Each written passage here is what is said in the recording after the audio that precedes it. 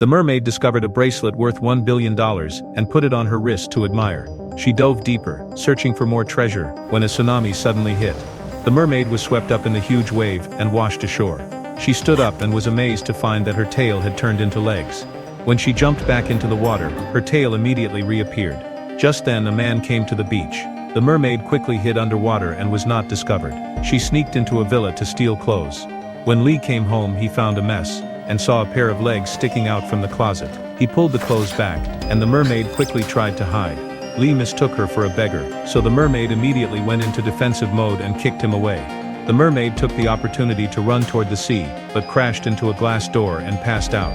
Lee tied the mermaid up with a rope and took photos as evidence. However, while checking the photos, he spotted the extremely valuable bracelet on her wrist.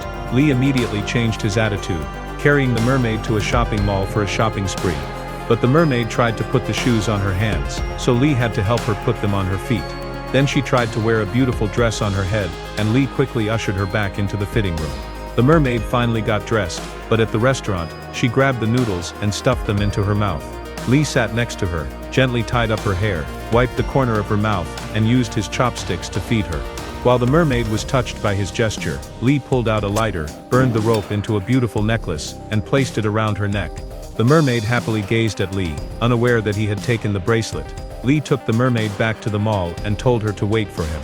However, the mall closed, and staff began to drive the mermaid out.